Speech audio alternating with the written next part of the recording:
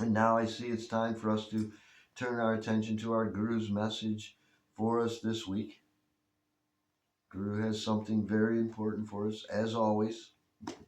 This week, Guru is talking to us about how to be happy no matter what happens, whatever the conditions, right, that are surrounding us. We still want to be happy no matter what. And isn't that the goal of life? Everyone everywhere is striving to remove sorrow and suffering and to acquire joy, happiness, right? And that's the main goal here at our Awakening Consciousness Fellowship is to help people live a happy, harmonious life, to have that joy. And so Guru's going to talk to us today about how we can always be happy under any circumstances. Right. Interesting. First of all, often as we observe faces, we can usually classify their expression as representing one of four different states. Right, the smiling face, well, usually denotes inner and outer happiness. Grim faces usually reflect sadness. Dull, unsmiling faces, they kind of denote inner boredom. Yeah. And calm faces indicate inner peace. Pardon me. Now, desires satisfied produces pleasure, and a longing unfulfilled creates sadness. And between the high mental crests of happiness and sadness, the high excitements of sadness, are the low valleys of boredom. And when the waves of pleasure and pain and the depression of boredom become neutralized, well, then this state of peace can manifest. Now, brothers and sisters, beyond this state of peace, there is an ever new state of bliss that every individual can find within themselves and recognize that as the real native state of our souls, each one of us. Now, this state of bliss is buried beneath the exciting waves of exuberant pleasures and swelling sadnesses and the hollows of indifference as well. And when these waves disappear from the mental waters, then a placid state of peace is felt. In the calm waters of peace, the ever new bliss of the soul is reflected there. And most human beings are tossing on the waves of exciting pleasures or sorrowing pain, right? And, well, when they're not in those states of either exciting pleasures or sorrowing pain, well, then they tend to be bored, isn't it? Isn't that what we're finding out in the world? And as we watch their faces during the day, at home, in the office, on the streets, or at our gatherings, right? We can classify their mental states according to their pleased, unhappy, or bored expressions that they have on their face. Only a few people we see are manifesting peace, isn't it?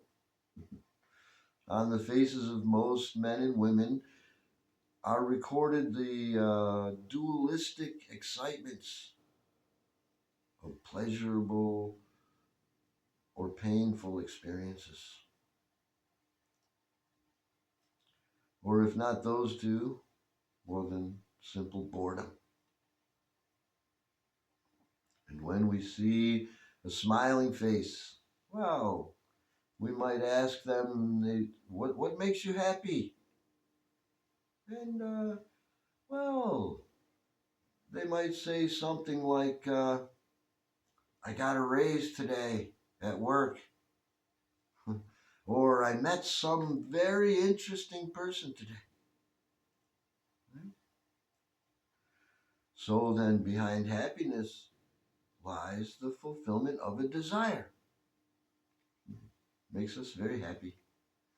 And when we see a sorrowful face and then inquire concerning the cause, well, the owner of that face may say, I'm sick, I'm feeling sick. Right? That is, their desire for health has been thwarted by sickness. Isn't it?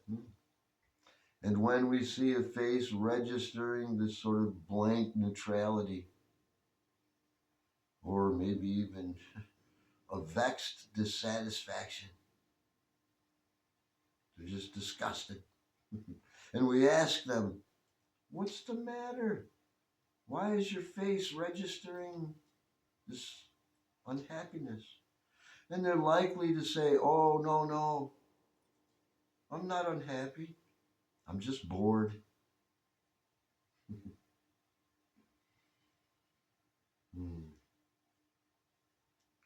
And well, we might see some refined, rich person living on a vast estate, looking quite plump and quite healthy, neither happy nor sad nor bored.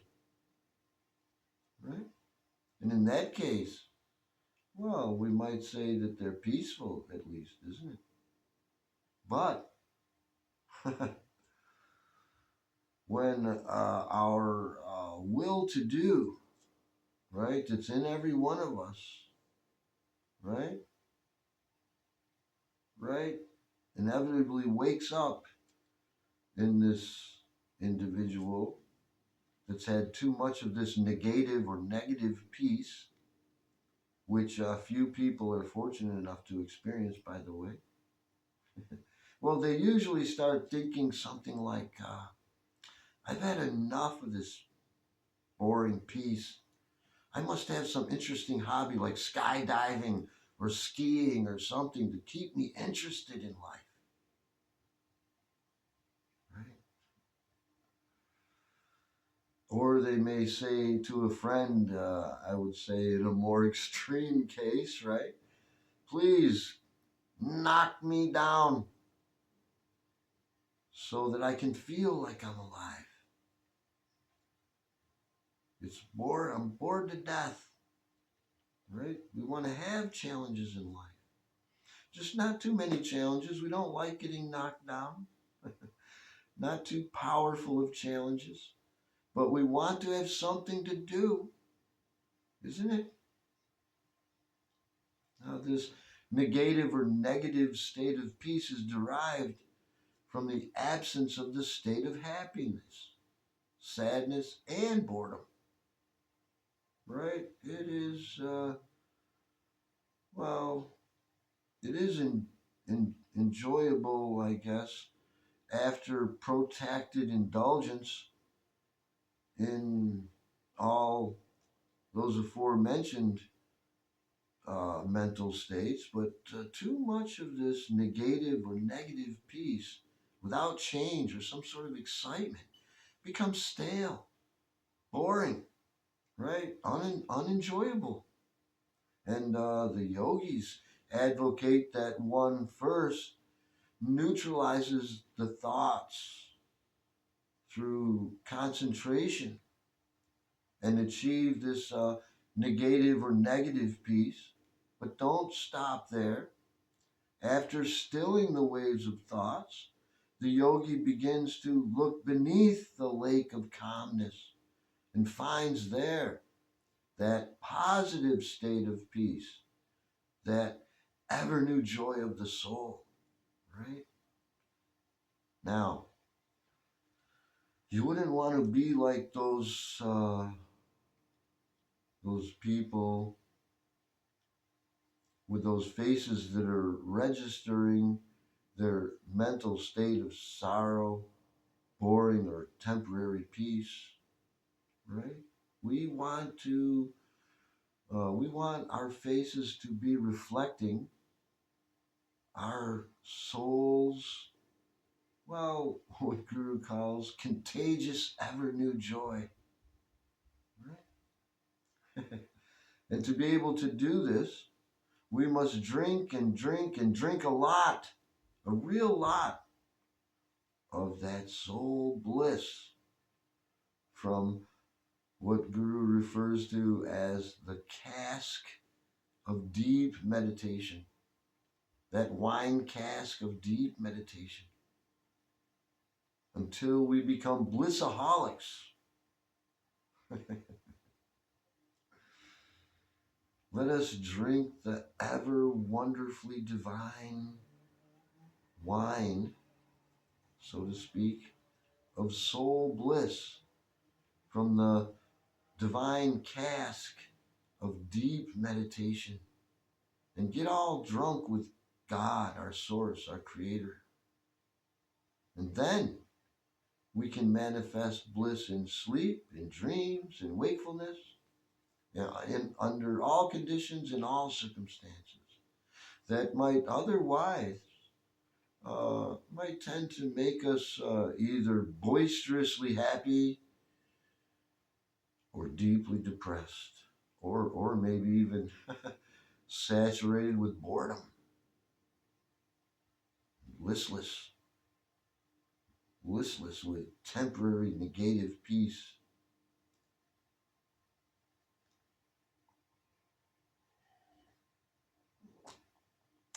Guru says that our laughter must echo from the caverns of sincerity. Our joy must flow from the fountain of our realized souls, and our smiles must spread over all souls that we meet, even over all of the universe. Our every look should reflect our ever joyous soul and spread its, well, I love how Guru puts it, right? Its contagion to gloom drunk minds, right? It's bliss contagion to bloom drunk minds. And our Guru Paramahansa Yogananda advises us, no matter what happens, stop dreaming that you're just a human being, ever going through mental ups and downs. Always remember that we are made in the image of that true spirit, the fountain of cosmic bliss. The joy in all things must shower us with its spray and send it trickling through the pores of our thoughts, through our feelings, through our bodily cells, our heart, our nerves, our bodily tissues, our face, even through our whole body, right? As a person can be drunk with liquor all the time by steadily practicing drinking liquor, well, then so also we can be so-called drunk with true happiness by constantly perceiving that joyousness of our soul after we have sat and meditated. If we can constantly feel the bliss, that blissful after state of meditation, oh, well, then we will be in ecstasy. We will be one with the ever new joy of our soul, right? Even as the constant touch of sandalwood, well, makes one's skin attractively fragrant. So, when we are in constant touch with our soul, well, then whoever comes in contact with us will actually like us, right? No matter what happens, brothers and sisters, that for many hours in the state of sleep, which is the unconscious way of soul perception, we're happy all the time then, right? In deep sleep.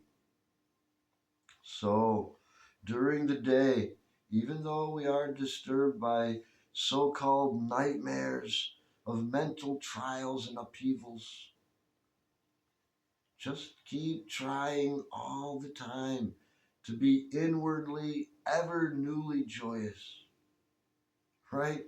Just like the laughing, ever fresh waters of the little gurgling brook. All pursuits of life offer only partial joy, even if they are realized and crowned with the utmost fulfillment. But when you have found God, brothers and sisters, your source, your creator, where everything comes from, well, then you have found the reservoir of perennial, unending bliss, which is what we're all seeking. So let's share together in a brief, beautiful little prayer from our Guru, Paramhansa Yogananda, from his book Whispers from Eternity, to help us to remember why we should be happy all the time. To be happy, and why should we be happy? A beautiful prayer entitled, From Joy I Came, and for Joy I Live.